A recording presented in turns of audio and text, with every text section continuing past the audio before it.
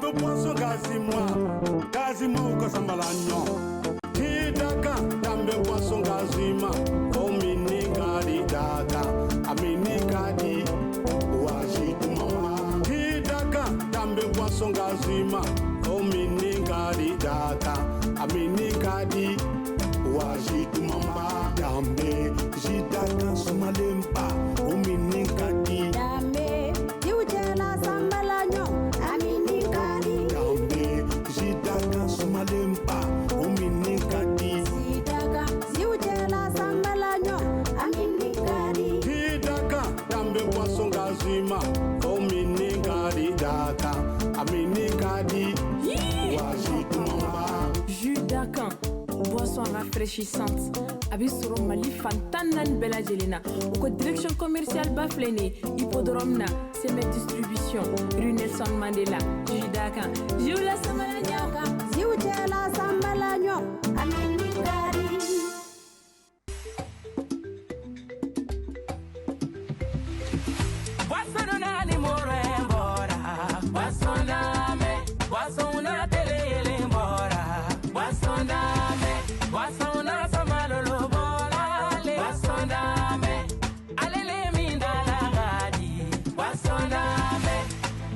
Niami be content, niami be sewa, niami be joie, iduni ele mizere bana. Bossondame, baba nana kabo bana yola dame dodama. Oduye buru kela kondanali, de una na kabo tulundi ala dame dodama. Oduye wolo de una konta. Basondame, Pila wo, Basondame, Senevo wo, Basondame, Baba wo, Basondame, Dambubu wo, Basole, Fena, Basondame, Marakalu wo, Basondame, Suragalu wo, Basondame, Damashilu wo, Kamele Damaragani Godina, Basondame, a Conte Bey, a Orange Bey, a Besoro. Produit par Simé Agroalimentaire.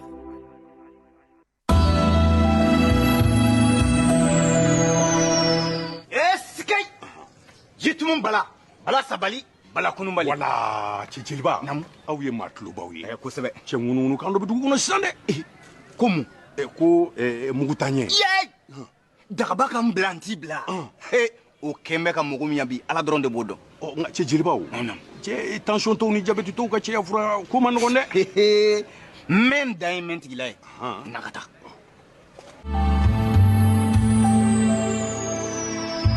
Mule ka fo yɛrɛ filɛ nin ye. N'i ye a sun kɔrɔ. Jabɛti tɔ ni tension tɔ ka cɛya fura b'a dan ma. O tɛ taa kun fɛ. Tacogo de b'o la. Bana kana maa si gwan i kamana tuguni ala ni dagaba sababu. Aprofam, Association pour la promotion des pharmacopées du Mali. Torokorobougou, avenue Martin Luther King. Téléphone 20 28 45 93 76 44 04 38 Bamako.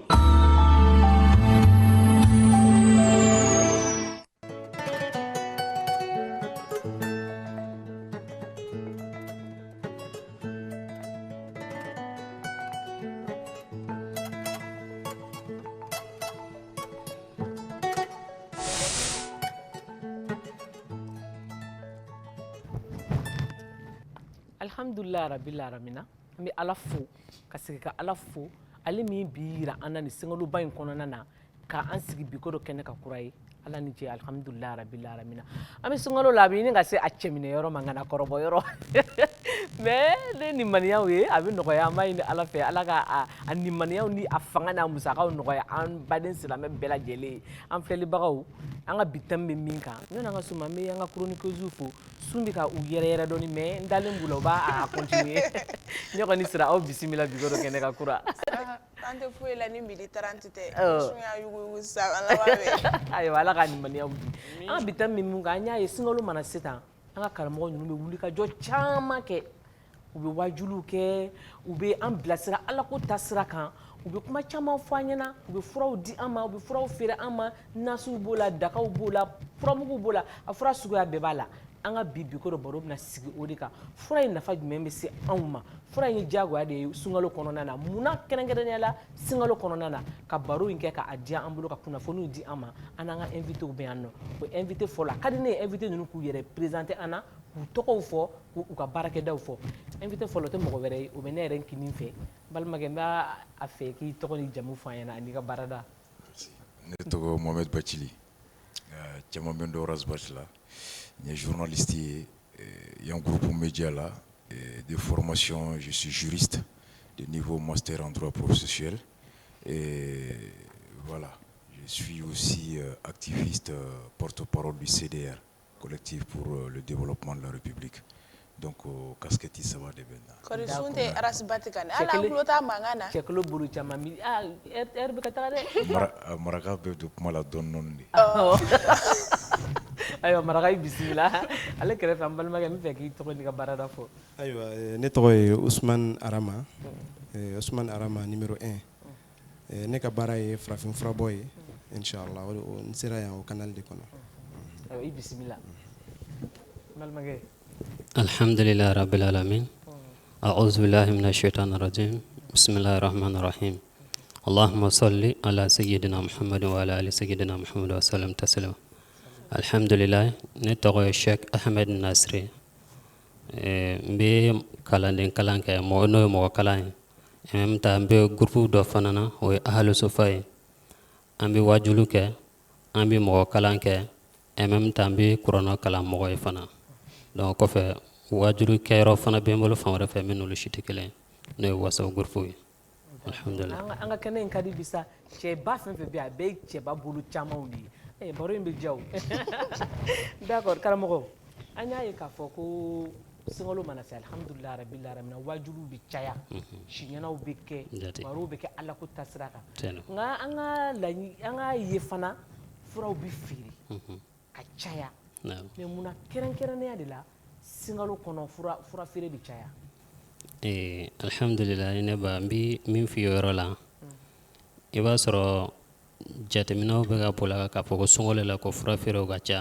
nyata halin sungolo te fura fere yulo ga cha ni mo bi ga arajo la men ga cha ibara ngo fura fere la ga cha mais e ba soro sungolo kono na o wati de mo ga arajo la men ga cha wati be mo be wajul la wati ana fo songole rada mo be alala katen wati gansonga donc wala tan kono na fura fere lo fana buga plus lo ko kono na donc ne ba fo o wati da mo ba bisiga na fo ko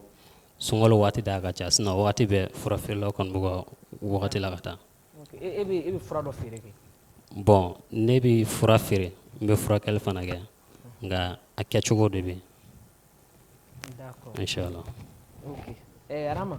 il fura fere lay aw ka marché bu wuli magné question jaranye nte fura fere lay ni fura kel kelade ay bi fura kel dike d'accord nga fura kel kono ati comme fenen dona fura kel lan kun fe cabinet médical de Bembolo traditionnel amancha Bamako mbise ka fo cabinet médical macha farafina nye cabinet médical daile chogodi jamana de yamaria kada ka nye barake docteur so kuno kabela inda mata école la nga diplôme Bembolo ma diplôme sur sirawreka nga pratique de diplôme sema foka tanke ka cabinet médical daile nako ni sungalo sera ko frakeli be chaya walma fra fere be chaya bon ne bolo jamana de majo ajoro la mbe jamana de jalaki ni yoro la Mali kilente ne beta jamana chama kata Mali représenter al kosa na ne bora Guinée équatoriale ne kumbe ka Mali représenter an kuntara foire internationale do lay mbeta jamana chama na pour que kata Mali représenter farafin fraka ni ne nyinga farafin fra nasraka ne ba fo Mali est premier Afrique jamana do kumbe o jamana be kumbe ko de laje ntena jamana to fo ka fo ko jamana de kumbe se farafin fra bola kosobe mais bibina olu ye jine moria du tala olu ye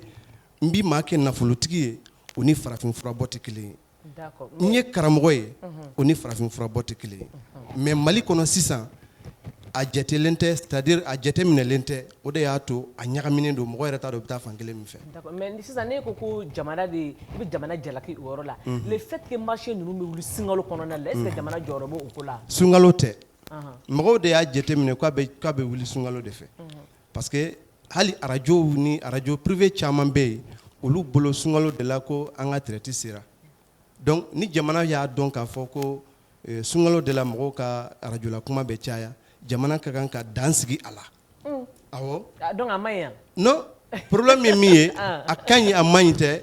n bɛ se k'a fɔ a man ɲi a kɛcogo man ɲi. Non, a kɛcogo man ɲi. D'accord. Parce que bɛɛ de b'a kɛ la. Bɛɛ de b'a kɛ la a ka kan ka woloma de k'a dɔn oui karisa ka nin baara in a bɛ se a la walima a tɛ se a la donc yamaruya ka kan ka d'a ma walasa a ka se k'a ka kumaw kɛ walasa a ka se ka a ka furakɛli kɛ. D'accord. Voilà. Merci. Isu Batili an y'a ye jateminɛw yɛrɛ de y'a jira k'a fɔ ko sunkalo kɔni mana se karamɔgɔ min bɛ se o min tɛ se o fura feerela de bɛ caya nasiw b'a la dagaw b'a la furamuguw b'a la kotaw mutaw wusutaw a bɛɛ de bɛ fɔ bɛɛ b'a fɔ ko n bɛ se e yɛrɛ miiri la o karamɔgɔw ka business de don wa ou bien u bɛ fɛ ka population de dɛmɛ u ka dɛmɛ cogo la. Effectivement sunkalo de kɔni an bɛ a mɛn ka caya karamɔgɔ ye explication dɔ di a bɛ se ka kɛ sunkalo fɛ mɔgɔw ka wajulu ni ala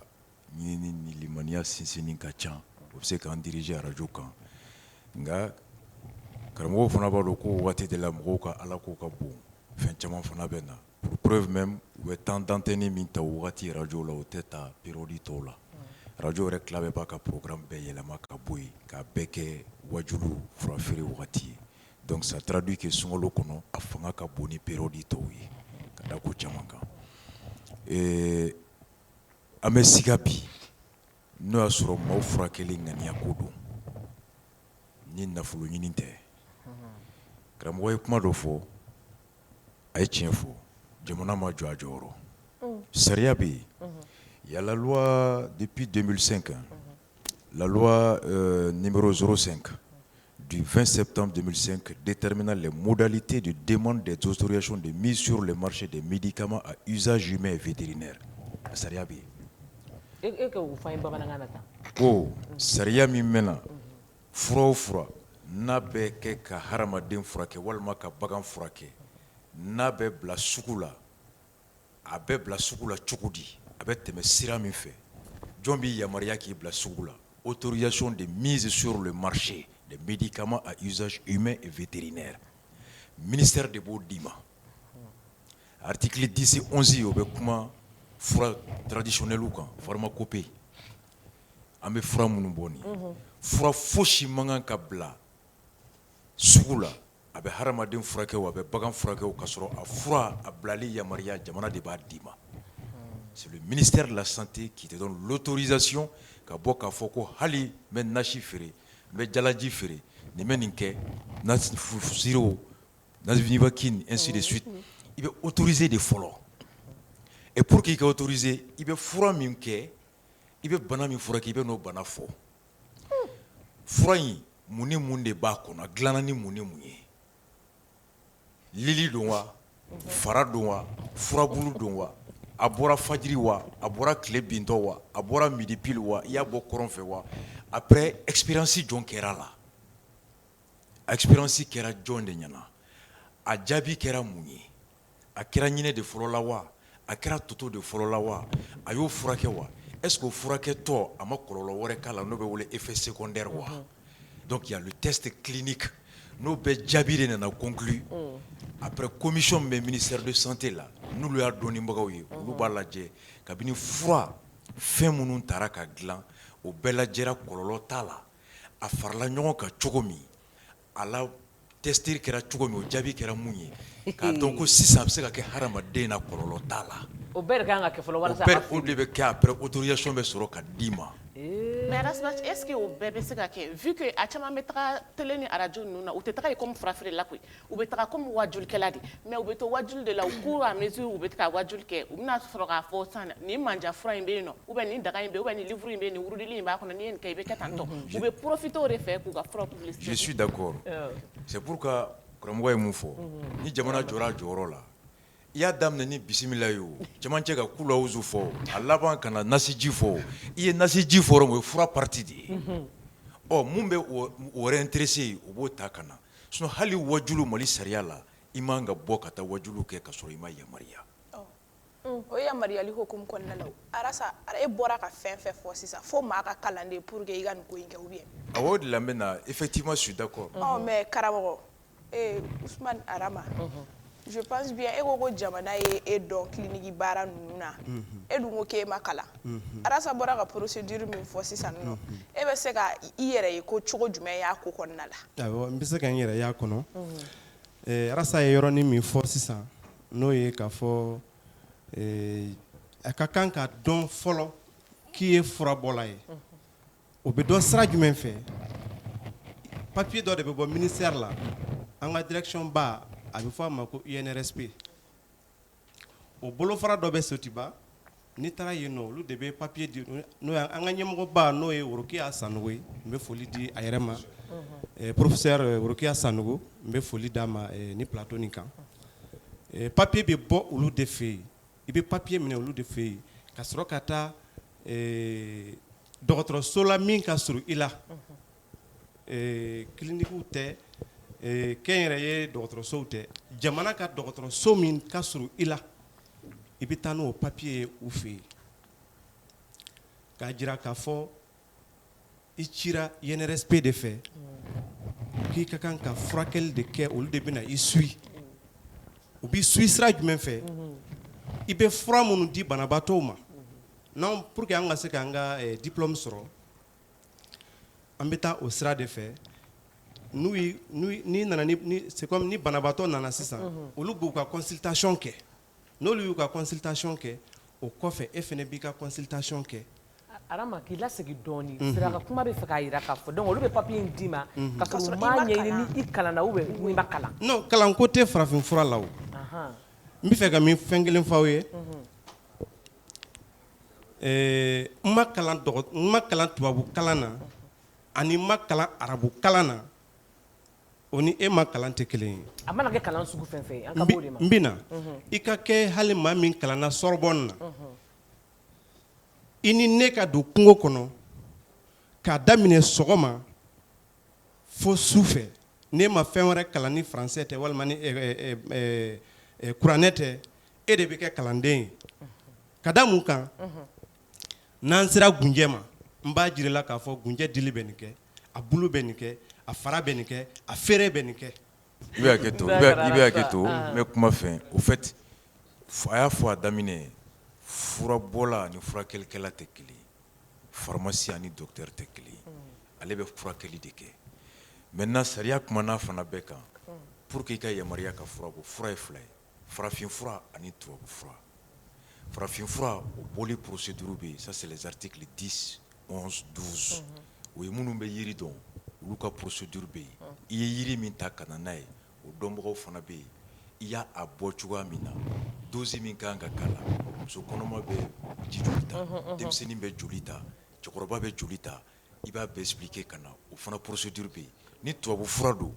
maintenant o dilanna yɔrɔ min na o fana procédure fana b'a d'a ma i ye dosage i ye technique jɔn utiliser a bɛɛ n'a méthode don a filɛ ka mun fɔ farafin fura o méthode bɛ yen o régilen bɛ par professeur Worokiya maintenant tubabu fura fana ta bɛ yen hali n'i bɛ fura bɔ kɔfɛ ka na n'a ye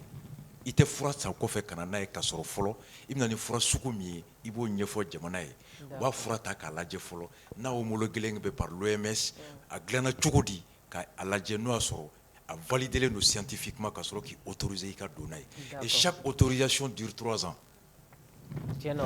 i kan ka renouveler kuma bɛɛ maintenant a ye kuma dɔ fɔ a kɔnɔna la a ko b'u to a kɔnɔ ka kuma caman fɔ an bɛ nin kɛ an bɛ nin kɛ an bɛ tila kanu la o de ye code pénal b'o de réprimer ka fɔ n'i ye nin ji min i ka fɛn jagokun bɛ multiplier par 3 ni cɛ t'i bolo i bɛ cɛ sɔrɔ ni bagi sera n'i ye bigi ta i bɛ kɛ tan ye nin kɛ n bɛ tila ka don o kɔnɔ o ye kaso min ye o de ye sorcellerie ni magie ni Allahu charlatan ye Akbar. o de ye ordinaire n bɛ tila ka don o fɛ ka kɔnɔ na nin jaabi parce que ale ko ne ma kalan n bɛ fɛ ka yɔrɔnin min fɔ n bɛ ka kalan sira de f'i ye ka na jamana bɛ papier de bɛ di ne tɛ taa n kun fɛ jamana de bɛ papier di taa ni CESCOM na olu k'i sɛgɛsɛgɛ u b'i sɛgɛsɛgɛ sira jumɛn fɛ banabaatɔ minnu bɛ na i b'olu consulter olu ka consultation kɔfɛ ni e y'a faamuya k'a fɔ ni bana de bɛ karisa la i bɛna fura min k'a la a tɛ kɛ ten dɛ a tɛ kɛ komi a bɛ kɛ e ni banabaatɔ dama cɛ a bɛ kɛ docteur ɲɛna ni jamana dan b'a la k'a fɔ min ye maa kalanlen ye D'accord. a bɛ kɛ docteur ɲɛna fura sugu jumɛn de don yiri sugu jumɛn de don a bɔra bɔcogo jumɛn na n'a fɔra saya fɔ cogo min na f'o ka dɔn fɔlɔ donc n'o dɔnna sisan donc a bɛ sɔrɔ ka dɔn k'a fɔ a sera k'a tigi kɛnɛya ka bɛn wagati joli ma walima a ma se k'a tigi kɛnɛya donc olu résultat de bɛ fara ɲɔgɔn kan ka sɔrɔ ka kɛ papier tigi ye. D'accord, ok. Ahmed, Arasa y'a jira k'a fɔ ko fura ninnu bɛ feere a man ka feere ka sɔrɔ yamaruya dɔ de d'i ma i ka fura ninnu feere i ka nasi ninnu bɔ aw ye karamɔgɔ ye a bɛ wajulu kɛ a bɛ nasiw fana bɔ est ce que yamaruya dilen don aw ma ou bien aw wulila ka taa yamaruya ɲini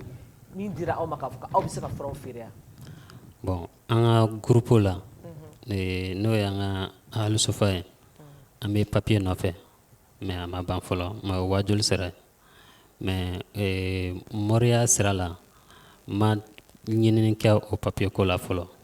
bon o fana na ni min mɔgɔ jɔra na ni min mɔgɔ bɛ na donc i bɛ se n fɛ yen an kan k'o ɲɛnabɔ cogo an b'o ɲɛnabɔ ten mais quand même ne ka baara bɛɛ bɛ kɛ an kuranna dɛ fɛn wɛrɛ t'a la ni kuranna tɛ n'a sɔrɔ kuranna haya min yiri min bɛ taa ɲɔgɔn fɛ donc n b'o f'i ye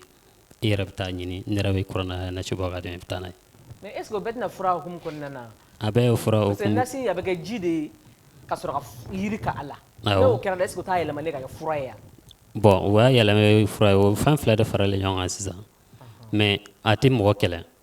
a tɛ mɔgɔ kɛlɛ. abada. e mais o bɛ dɔn cogo di karamɔgɔ. a bɛ dɔn cogo di kuranaya tɛ. client bɛ tila ka segin ka na k'a fɔ i ye fura min d'a ma a ɲɛna. alhamdulilayi n bala tan ne kɔni bɛ se ka n y'a di fɛn fɛn ma a bɛ o nana jaabi di yan bon ni n tɛ se ka min fana kɛ ne b'a fɔ ko ne tɛ se ka nin kɛ. Arasa, est ce que nous reconnaissons par la loi? non n bɛ jigin a la n tɛ jigin a la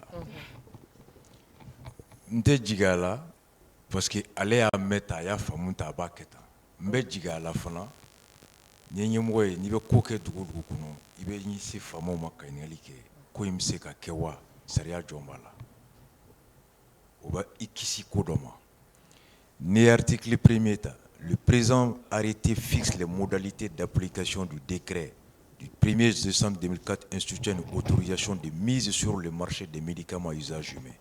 Fura min bɛ feere fura o fura n'a bɛ kɛnɛyali kɛ a kɛra sugu o sugu ye.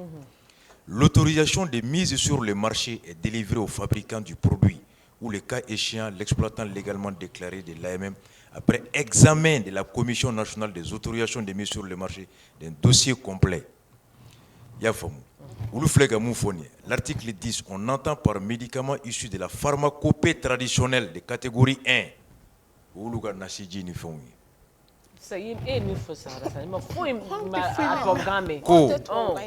Maoma n'i bɛna fɛn de di a bɛ kɛnɛya se hadamaden ma walima bagan ka tɔɲɔ ta ka bɔ a kan ka lafiya se a farikolo la i bɛna fɛn min di o dili yamaruya jamana de b'o yamaruya d'i ma i ka sɔrɔ k'o di a kɛra sugu o sugu ye n'a bɛ kɛnɛya de nati i y'a faamu o yamaruya in o bɛ di ka sɔrɔ sɛgɛsɛgɛli dɔw de kɛra e ko a bɛ furakɛli kɛ i y'a miiri ta cogo di i y'a sɛgɛsɛgɛ cogo di kɔlɔlɔ t'a kɔfɛ wa dalilu jɔn bɛ k'a ye nɔgɔya lase i b'o dalilu bɛɛ de jɛya tuma min parce que ala k'an kisi n'a ye mɔgɔ faga su tɛ wuli c'est pourquoi o bɛɛ de bɛ kɛ kɔfɛ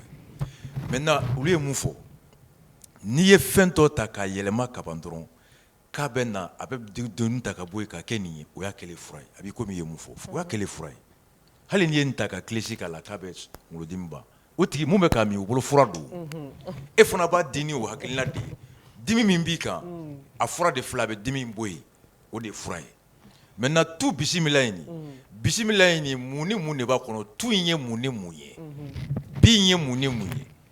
a bɛ na wolo ka yɛlɛma ka kɛ mun na ka dimi ta ka bɔ fari kan ka taa n'a ye i y'a examen kɛ min i y'a examen kɛ cogo di maintenant i bɛ se ka yiri dɔ di denmisɛnnin san 2 ma a b'a kɛnɛya o yiri kelen i b'a di musokɔrɔba san 2 ma musokɔrɔba san 80 ma a b'a bana a b'a faga donc o dosage dɔnna cogo di i y'a faamu donc i bɛ ɲininka o bɛɛ de la bon maintenant ninnu ye mun fɔ a ko olu to o examen kɛ n'i nana i bɛ cogoya min na olu b'u ta d'i ma u dalen don a la dɛ olu bolo kuranɛ haya don nka jamana ɲɛkɔrɔ olu taara o test kɛ jɔn de ɲɛkɔrɔ o sɛbɛn dira ma wa k'a ka ɲi wa o sɛbɛn t'a bolo a ka kumakan na dɛ a t'i bolo yɔrɔ sɛbɛn t'i bolo ayi e tɛ ma o sɛbɛn tɛ i kana jɔrɔ ma se ma fɔlɔ ma o sɛbɛn ta n bɛ yan de ale ka kumakan na sɛbɛn t'i bolo Ahmed mais don n'a nata la i bɛna voilà a y'o de fɔ a ka kumakan na n y'a faamu ka ɲɛ dɛ o sɛbɛn t'i bolo bon an bɛ ka ko ɲɛɲini ni ɲɛ sɔrɔ la waati o waati an b'a ta ɔ sariya la yan n'a ɲɛ ka sɔrɔ e man kan ka hali tu kɛ mɔgɔ la sariya la parce que i ma yamaruya fɔlɔ i ka fura a sɛbɛntiyali o dalu tɛ i ka kuma latigɛ ta sisan an ka kɛ misala sa nin ka kɛ adamaden dɔ ye degun dɔ b'a kan n'a nana ne fɛ yen ne ka kuranaya bɛ se k'a furakɛ bon ni ne ye n ban k'a furakɛ k'a to yen ni o degun kɛra a sata ye dun ayi e b'a diriger maaw yɔrɔ la de ani maaw ma minnu kodɔnnen don ka yamaruya jamana fɛ furakɛli la ani bana dɔnni sisan ni ne tɛ olu yɔrɔ dɔ don silamɛya dugu de kɔnɔ an bɛ diinɛ silamɛya de kan ɲɔgɔn dɛmɛ c'est diyagoya quoi sisan ɲɔgɔn dɛmɛ de ye ka sababu ɲuman yira la o lamɛn sisan o de y'o ye o sababu ɲuman yɛrɛ bɛ karamɔgɔ yɛrɛ sigi an tɛ silamɛ jamana kɔnɔ dɛ an bɛ république laïque de kɔnɔ bɛɛ n'i ka diinɛ don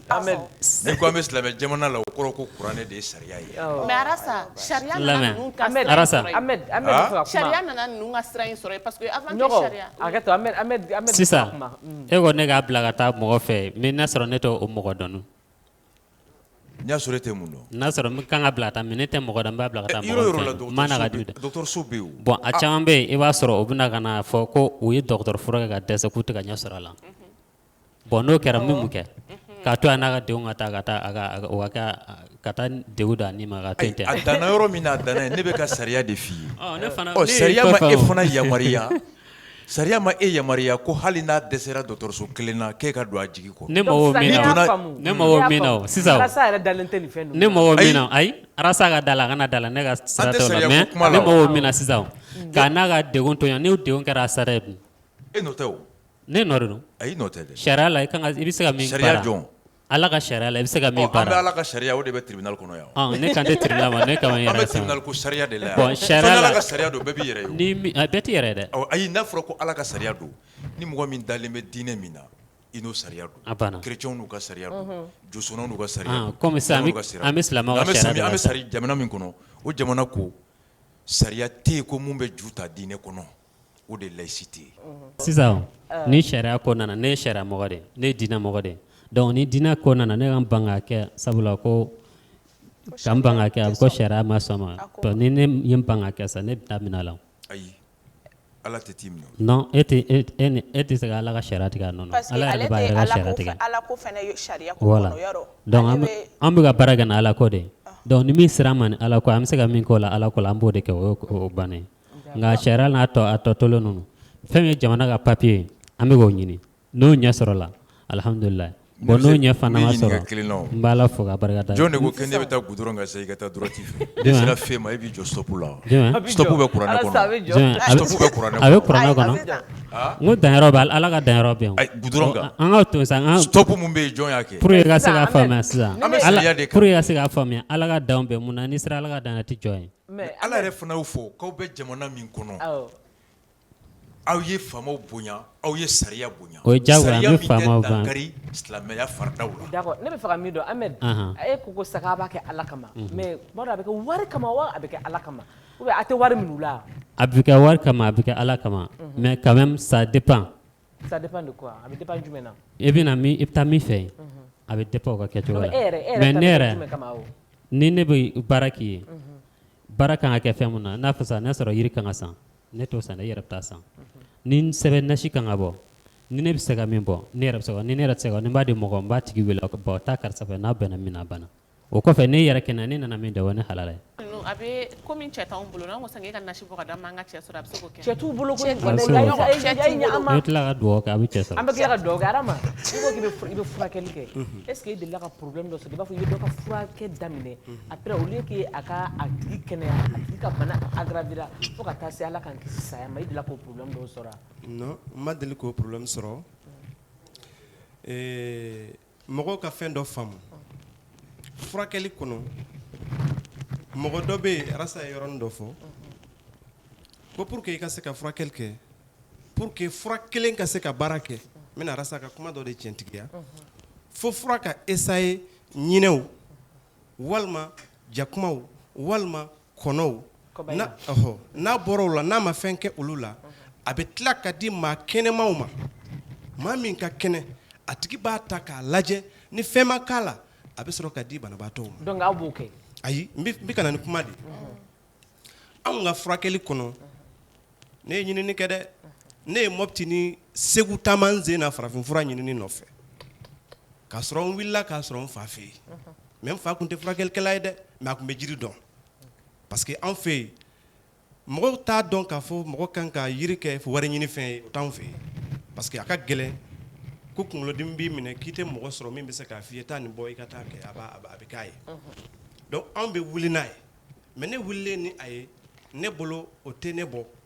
n wulila k'a ɲɛɲini Mali kɔnɔ ka wuli k'a ɲɛɲini jamana wɛrɛw fɛnɛ kɔnɔna na donc ne bolo o texte minnu filɛ ka fɔ n'o ye ka fura di basa ma ka fura di ɲinɛ ma ka fura di kɛnɛbaatɔ ma ne bolo anw tɛmɛna o degré kan oui n'i ye ne ɲininka ne ma mɔgɔ wɛrɛ fɔ ne Arama besoin tɛ ka kɔba ta ka fura essayer o tigi la a kan wayi ne bolo ne yɛrɛ bakun ma mɔgɔ wɛrɛ fɔ ne yɛrɛ bakun man ka furakɛli yɛrɛ kɛ ne ka kan ka ɲinini de kɛ k'a bila maaw ɲɛ d'accord oui ne ka jate la parce que n bɛ fɛn mun kɛ n b'a dɔn donc ne ye question mun fɔ sisan problème ma deli k'i sɔrɔ non o man sɔrɔ alhamdulilayi rabbil alamin mais Arama e ka publicité bɛ kɛ i taara i ka yala la i tɛ sigi i nana mun d'a ma wallahi fo an ka kuma jan kɔnɔ parce que mɔgɔ bɛ sɛgɛn wa mais Arama an bɛ tila ka segin ka na sisan donc sisan nɔ min sunkalo yɛrɛ dɛmɛ kalo donc san fura feere la an ka karamɔgɔw ka waajuru fankelen bɛɛ lajɛlen kɛlen don fura feere ye an yalala an donna dugu kɔnɔ an ye mɔgɔw ɲininka o ko in na a bɛnnen d'u ma wa a bɛ kɛ k'olu minnu dɛmɛ an ye ja dɔw sɔrɔ o la an ka jɛ an k'o lajɛ karamɔgɔ kɔni bɛ se ka mɔgɔw waaju mais ala fura feere sunkalo la mais ni e bɛna fura feere mɔgɔw ma ne bolo e bɛ mɔgɔw waaju de sunkalo mana tɛmɛ i bɛ se k'i ka fura feere normalement sunkalo kɔni tɛ fura feere kuma ye karamɔgɔ fɛ se ka mɔgɔw waaju fan bɛɛ mais karamɔgɔ ka fura feere kɔni sunkalo la o kɔni ala ko wɛrɛ de ani jama ɲini i tɛ ala ko la bilen quoi aw karamɔgɔw bɛ mɔgɔw bilasira maintenant aw kɛra fura feere la est ce que silamɛya bɛ na ne yɛrɛ kɔni ye kalanden mais ne b'a bɛɛ kɛ sunkalo la fura feere a don se a bɔ se o mais ne yɛrɛ fɛ sunkalo la tɔw sigi arajo la k'a ka kuma kɛ bon nin fura bɛ ne bolo n bɛ nin di nin da la ne bɛ se nin na n bɛ nin se nin na n bɛ se ka nin safo in kɛ n bɛ nin fɛn in kɛ bon ne yɛrɛ fɛ nafa t'o la quoi i bɛ cogo kɔrɔ min na cogo min na ten hali sunkalo fana fɛ t'o la ni e y'a ye e ko e ye filɛli ni fɛn ninnu bɛɛ dabila sunkalo fana fɛ i kan ka fura feere o i fɛn kan ka i bolo bɔ o fana bɛɛ la k'i sigi ni sunkalo tɛmɛna waati min na mais arajo la e bɛ t'i sigi a bɛ tantɔ a bɛ tantɔ nin fura in bɛ ne bolo nin bɛ nin da in na nin bɛ kɛ nin da in na bon ne yɛrɛ kɔni fɛ o tɛ ko ɲɛnama ye o ye wari ɲini sira de ye quoi i bɛ ka wari de ɲini sinon ne yɛrɛ kɔni fɛ o tɛ ko ɲɛnama ye. furatigiw bɛ fura feere min kɛ ko ɲɛnama tɛ quoi ni sunkalo jɔra ta karamɔgɔw kan ka don misiri kɔnɔ ka mɔgɔw ladi ala ko taa sira ninnu na ka fura feere ko ninnu dabila i bɛna sɔrɔ sisan adamaden caman bɛ yen a kamana gannen don bana b'a la a degunnen don u b'a nɛgɛ k'u bɛ se ka furakɛ ka sɔrɔ u tɛ se ka furakɛ i bɛ wari bɔ ka don a la i mago tɛ ɲa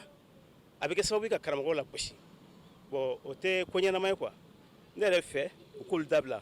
u ka ɲɛsin ala ko ma sabu ni i wakulu kɛ ala na kira ye a ka ca ala fɛ i mago bɛ ɲa ka sɔrɔ a ma se nin bɛɛ ma quoi adamaden fɛn bɛɛ ye dusukun de dusukun n'o kɔni ɲana ka ban o ye fɛn bɛɛ de quoi. e bɛ ka min fɔ n'o ye fura feere ko ye i b'a dɔn diɲɛnatigɛ kɔnɔ bɛɛ ni hakilina de don et surtout farafinna ta tɔ kɛlen bɛ ka wari ɲini kolo kan sinon k'a ɲini ala ko la o tɛ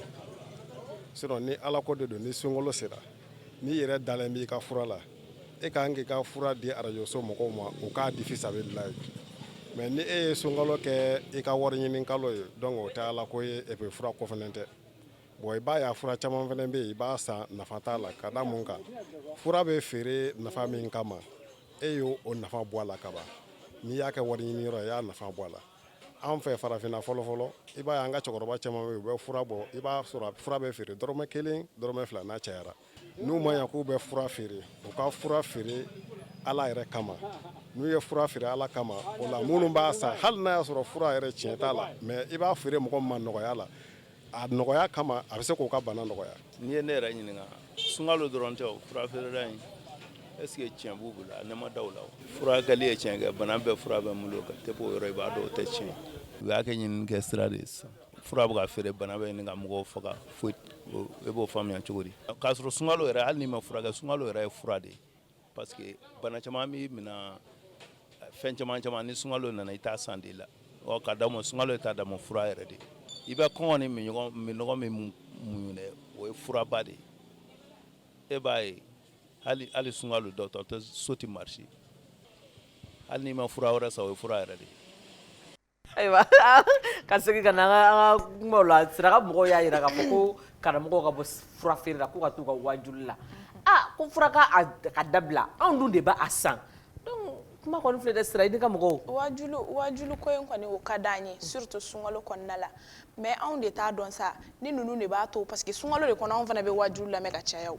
est-ce que u t'u profiter o wagati ninnu de fɛ ka 30 minutes kɛ wajulu la ka 30 minutes kɛ pour que anw m'u lakodɔn qui sait ne b'o question da ninnu senkɔrɔ ka tila ka segin o kan dɔ fana ko ala kama mɔgɔ furakɛ aw dɔw b'o kɛ wa. awɔ ne bɛ se k'a fɔ ko awɔ ne y'a caman yɛrɛ kɛ parce que n bɛ misala 3-4 ɲɔgɔnna d'i ma ne tun bɛ luwanse la yɔrɔ dɔ la muso dɔ tun bɛ yen a ka denko tun gɛlɛyara mais a gɛlɛyara sira jumɛn de kan ko aw bɛ hakɛto ko n'a ye kɔnɔ ta kalo 1 kalo 2 k'a bɛ tiɲɛ bon k'ale bɛ ka dɔgɔtɔrɔ furakɛ ka dɛsɛ a muso in cɛ école maître de don ko n'a sɔrɔ ne bɛ fura d'aw la ne ye nasi bɔ k'a d'a ma alhamdulilayi a y'a min o kɔfɛ a ye den min sɔrɔ o kɛra musomanni o yɛrɛ tɔgɔ dara ko awa o fɔ bi a ma n'a fɔ n ye tuguni k'a ko o ɲɔgɔnna y'a sɔrɔ tuguni o ye kelen ye mɔgɔ wɛrɛ fana tun bɛ yen o kuma yɛlɛma tun y'a sɔrɔ kuma yɛlɛma ka fa don a la a tun ye fini yɛrɛ bila nka alhamdulilayi n ye nasi bɔ k'a d'a ma o fana ala ye n bonya o fana kan donc o fana ka fa furakɛ la bi kɔnɔ o bɛ ka taa a ka baarayɔrɔ la n b'a jigiya bi den kelen fana b'a bolo. mais est-ce que karamɔgɔ bɛ jinɛ furakɛ. bon jinɛ furakɛli a condition e b'a dɔn dɔw ka jinɛ kalabanciya jinɛ de ne t'olu furakɛ. yɛrɛ o ye b'o de furakɛ. n'a y'a sɔrɔ a yɛrɛ dɔn sadaba bɛ na n b'a lajɛ n'a y'a sɔrɔ n bɛ se k'a kɛ donc n bɛ n kun jɔ mais n tɛ se k'a kɛ n tɛ n kun jɔ o ye kelen hali jinɛ ye mɔgɔ bɛ yen u mɔgɔw la ka taa ne tɛ sɔn ka taa ne t'a minɛ ne tɛ taa gɛrɛ a la. an bɛ sunkalo la sa jinɛ tɛ yen sunkalo la. jinɛw bɛ minɛ kuma de nana ni jinɛ ko ye. i ma ye. ok Arasta n'a fɔra ko décision bɛ e de bolo sisan fura feere ko a ka continue a ka jɔ e ka décision bɛ kɛ jumɛn ye u ka to ka wajulu la ka fura feere k'a senkɔrɔ wa ou bien ka fura feere yɛrɛ de b'u ka wajulu la. n ba fura feerelaw yɛrɛ bonya kama anw bonya kama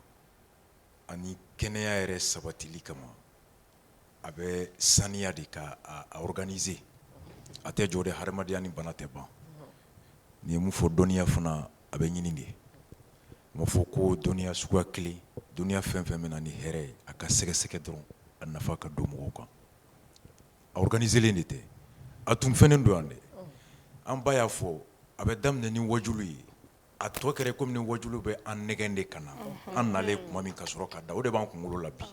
o don tɛw mɔgɔw b'o de faamu parce que n'a ma fɔ a camancɛ a bɛ fɔ a laban nka kɔni daminɛ kɔni ye wajulu ye nka tɔ bɛɛ ye furako ye bɛɛ b'o de miiri bi or n'i ye Musa tile lajɛ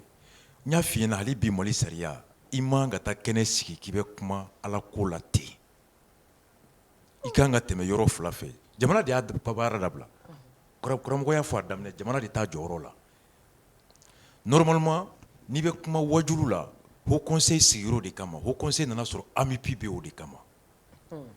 mun ni mun na k'a bɛ kuma diinɛ kan i bɛ na ye diinɛ kalan min kɛ i b'a diplôme bɔ mais ala ko dɔrɔn tɛ dɛ après i bɛ tila ka fɔ i bɛ culture dɔn an bɛ dugu min kɔnɔ a danbe n'a fɛnw i b'o de bɔ n'i y'o bɔ ani kuma kɛcogo i bɛ s'o la nos attestations de dirima par l'AMUPI, État bɛ sɔrɔ gouverneur ni maire bɛ sɔrɔ ka autorisation de ka prêcher. O de la i tun bɛ Bakarijan Musa mankan bɛ kuma bɛ ko papier b'ale kelen de bolo. Si, c'est pourquoi Moussa Traoré refusait le document à Haïdara en son temps. AMUPI de tun b'a di. I ka théologie diinɛ dɔnniya i b'o diplôme bɔ k'o da. Culture dɔnniya i b'o bɔ k'o da. Dɔ bɛ yen a b'a dɔn a bɛ danbe dɔn nka kuma kɛcogo ka gɛlɛn a ma.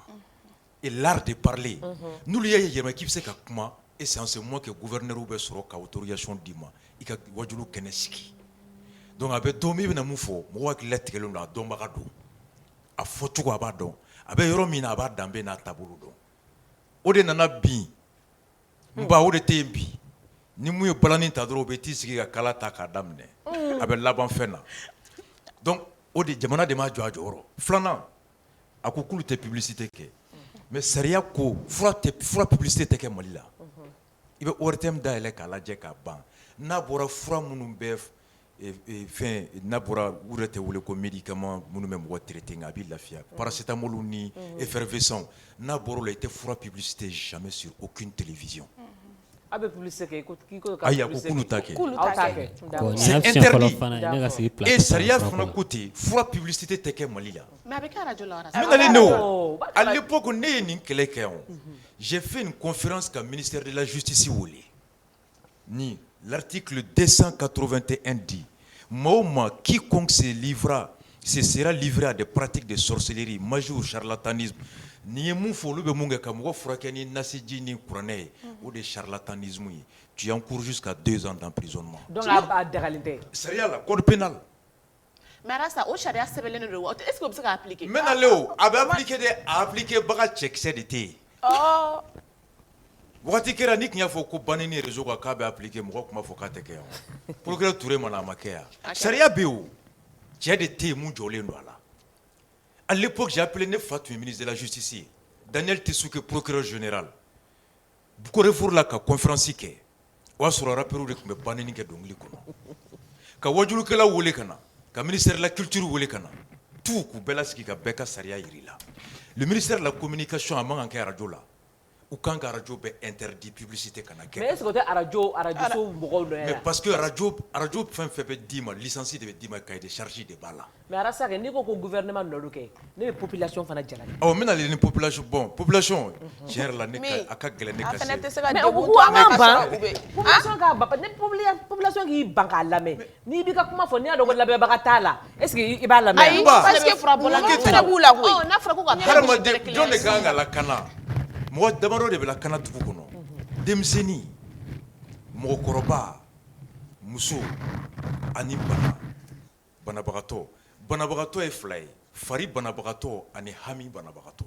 Sisan e b'o bila escroquerie ayi code pénal ko charlatanisme ye mun ye le charlatan est une personne prétendant de manière frauduleuse ou par ignorance disposer de compétences médicales ou une personne qui prétend professionnellement ou publiquement posséder des compétences, des connaissances, des qualifications qu'elle ne possède pas.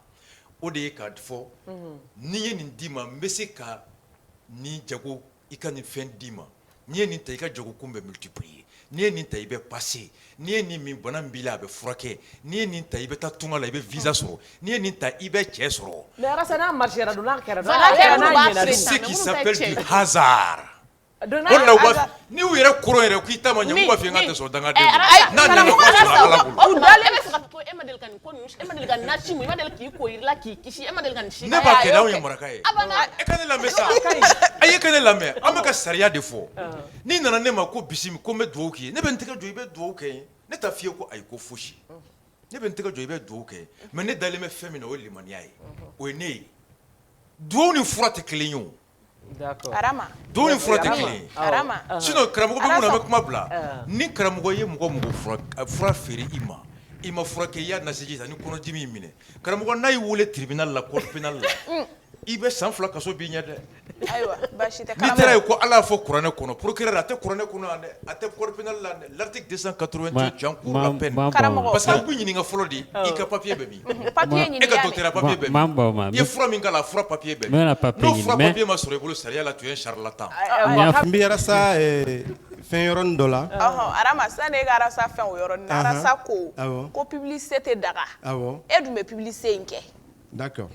Donc c'est ça. Mbina. D'accord. Ne bɛ publicité kɛ bi tɛ depuis mɔgɔw tɛ sɔn ne ka fura la ko parce que ne ka dɔgɔ n bɛ publicité la ne ye publicité daminɛ Joro o filɛ nin ye Marikala ani Kemasina cɛ anw bɛ furakɛliw kɛ sira minnu fɛ walasa an ka lakodɔn a kɛkun tɛ escroqueya ye dɛ Arasa ye sariya min fɔ Mali ministère la a bɛ yen publicité bɛ yen mais a ma deli ka appliquer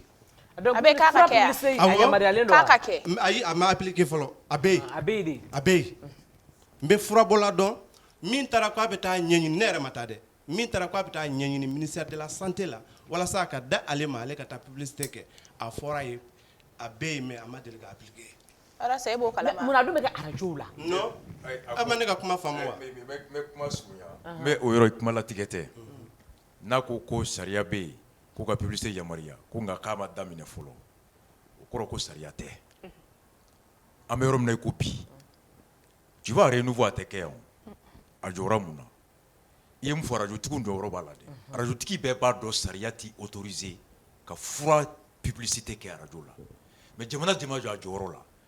À l'époque, j'ai interpellé le ministre de la Communication. Pourquoi a-t-il radio fermé ou que c'est politique?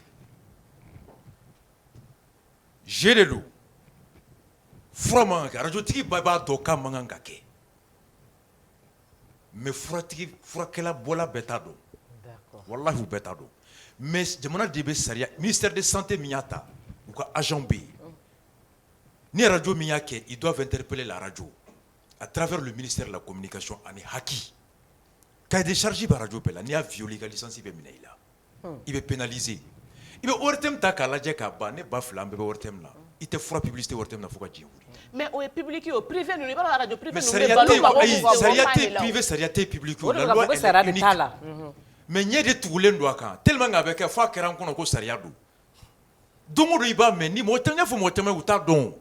Ne bolé na y a beaucoup de promoteurs de radio qui ne le savaient pas. À la renouveau on tuma ke fo la damno. Mais on a saigné fait d'anya jonga tebe. Sariyaté. D'accord. Ni sariya wula domina na yimina o don de ibado. D'accord. Mais sariyaté. Mais Arama, e ko i tun bɛ publicité kɛ a mɛnna kabini i ka dɔgɔ i bɛ se ka hakɛ to mais ni e ye publicité min kɛ o temps kɔnɔna la mɔgɔ minnu taara o fura san ni fura ɲɛna est ce que e mago bɛ tuguni ka publicité kɛ parce que olu bɛ na ni mɔgɔ wɛrɛw ye o. non aw ma fɛn kelen faamu n bɛna ɲɛfɔ aw ye pourquoi an bɛ ka publicité kɛ banabaatɔ mago b'a la a ka mɔgɔ lamɛn min bɛ k'a ka bana expliquer mɔgɔ dɔw bɛ se ka kɛ so kɔnɔ i b'a sɔrɔ a bɛ fura dɔn ka tɛmɛ ne kan nka ne ka arajola kuma kosɔn ne bɛ banabaatɔ sɔrɔ ka tɛmɛ ale kan parce que arajo ka teli a tɛ komi k'a fɔ arajola kuma ye escroqueya ye non a tɛ komi k'a fɔ namara de don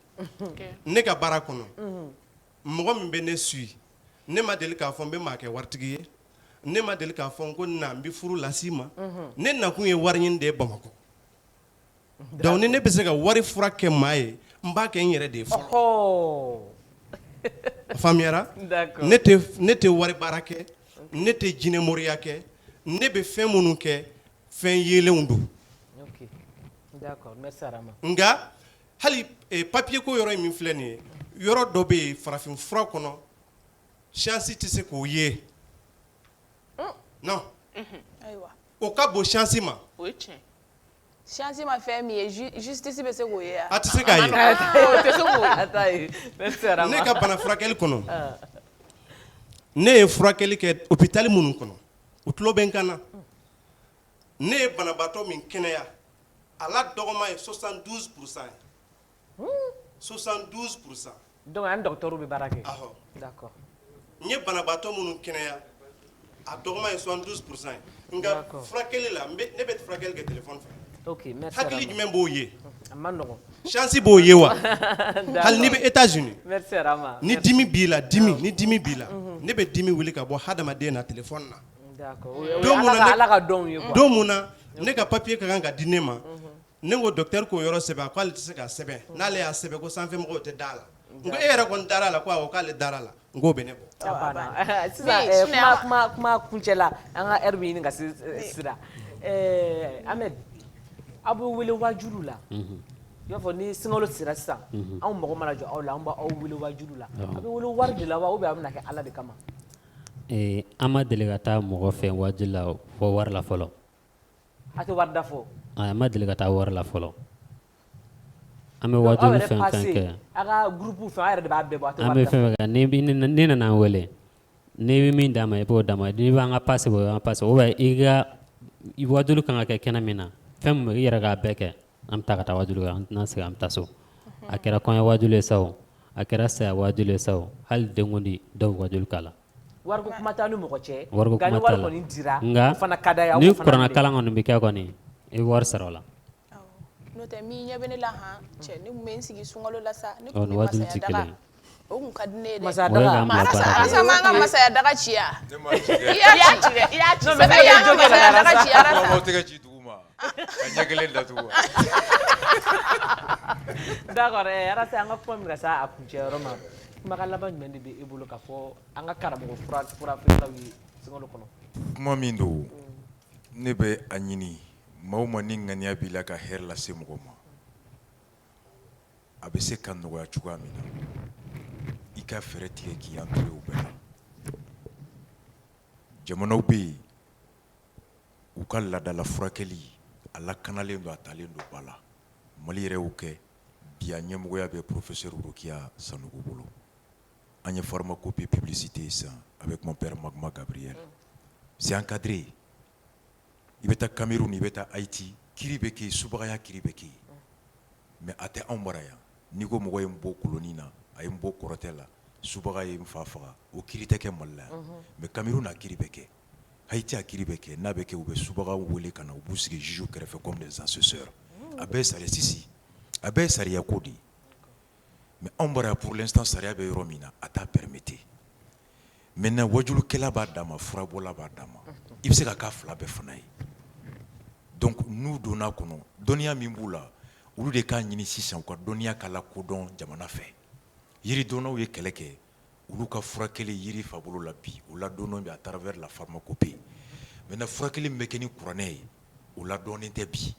donc furakɛli min bɛ kɛ ni kuranɛ ni nasiw ye olu de fana kan k'u fara ɲɔgɔn kan sisan maintenant ka na n'u ka fura bɔcogo ye ka démonstration kɛ jamana ka sariya d'u ma k'u lakana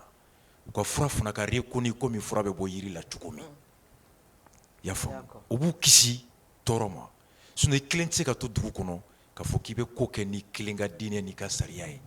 n'a kɔlɔlɔ taara wuli don min na bɛɛ ka sariya de bɛ boli i kan o don i kelen ka diinɛ n'i ka sariya t'i kisi o ye olu yɛrɛ lakanali yɔrɔ ye moi je leur exhorte u k'u fara ɲɔgɔn kan bi u ka se jamana ma n'u k'u bɛ se ka fura min kɛ nasiji bɛ bɔ yɔrɔ min a ko kuranɛ haya yɔrɔ min bɛ kɔnɔdimi kɛ a bɛ bɔ n'a ye donc avec moribaw fana bɛ yen n'u y'a démontrer k'a bɛ se ka kɛ maintenant a bɛ encadrer cogo di pour que a kana wolo kɔlɔlɔ la parce que objectif de ye ka mɔgɔw kɛnɛya et ka statut d'a ma ka organiser o b'an bɔ nin baya kɔnɔ n'o tɛ bɛɛ bɛ se ka taa gulokiba sa k'i sigi n b'a kɛ après n'a ma sɔn n'i y'u wele ko non ko karisa banara la a ma sɔn o k'a tɛ sɔn dangaden bolo mais n'a sɔnna ko n m'a f'i ɲɛna ne tɛ wuli k'a jɛ o mais n'a ma sɔn ko ye dangaden n'a sɔnna k'a tɛ wuli k'a jɛ bon mɔgɔw bɛ siran fana n'i k'i bɛna wari nɔfɛ u b'a fɔ n'i nana wari nɔfɛ n bɛ fɛn gosi la o ka jugu ni nin donc mɔgɔw bɛ siran ka na bɛɛ n'i ta bɛ yen o de bɛ na ni tɔgɔtiɲɛ caman ye i b'a sɔrɔ ɲuman kelen bɛ yen caman ta bɛ yen donc vraiment ka ɲini ala k'an sɔn fɛn na ne ko i bɛ furakɛli min kɛ par téléphone Mali la yan n'i ye téléphone ci mɔgɔ ma a tigi ma kɛnɛya n'i y'a ka wari minɛ n'a taara ne kaso la i ye charlatan i bɛ 2 ans b'i bolo dɛ sariya la a tɛ ok an b'a ɲini direction mɔgɔw fɛ u k'o accord an ɲɛ an ka émission kelen ko kama o don i fana bɛ na a bɛ na o defa an b'a fɔ a lajɛbagaw ye ko nin bɛ dan sigi an ka bi émission na k'a fɔ ɲɛna ko aw k'an bɛn sini nin waati kelen na renouveau télé la bigo dɔ kɛnɛ kan à demain ayiwa salam alaikum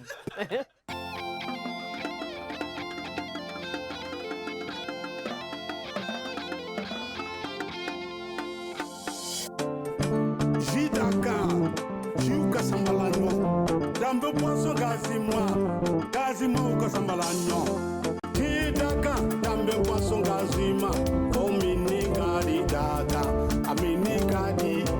Wajit Mama. Jidaka, Dambe Poisson Gazima, Omini Gadi Daka, Amini Gadi, Wajit Mama. Dambe, Jidaka Sumalempa, Omini Gadi. Dambe, you tell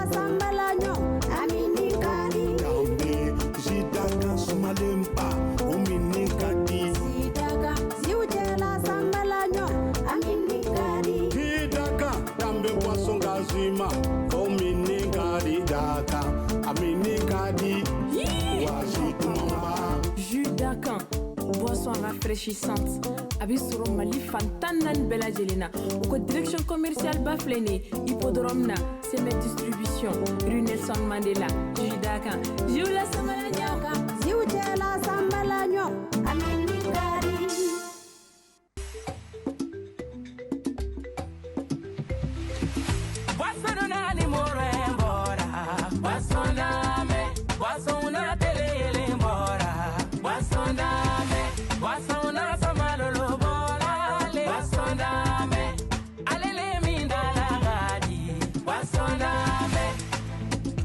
Ni be content, ni ami be sewa, ni ami be shua, iduni ele mizere bana. Basondame, papa na kabobara yola dame do dama. Oduye buru kela kondanali,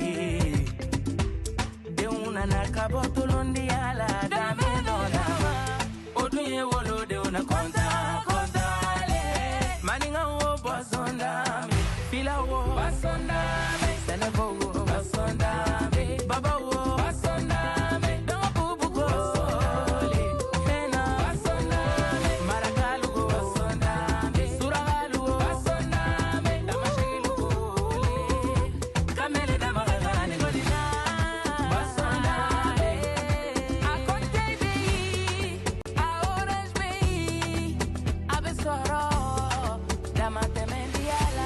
Produit par Simé Agroalimentaire.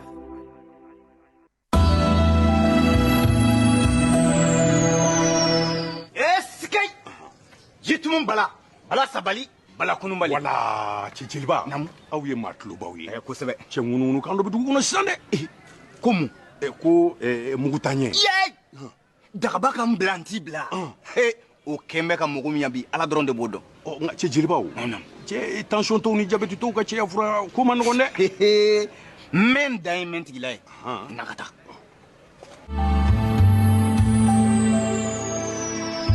Mule kafo yɛrɛ filɛ nin ye. N'i ye a sun kɔrɔ. Jabɛti tɔ ni tension tɔ ka cɛya fura b'a dan ma. O tɛ taa kun fɛ. Tacogo de b'o la. Bana kana maa si gan i kamana tuguni ala ni dagaba sababu. Aprofam, Association pour la promotion des pharmacopées du Mali. Torokorobougou, avenue Martin Luther King. Téléphone 20 28 45 93 76 44 04 38 Bamako.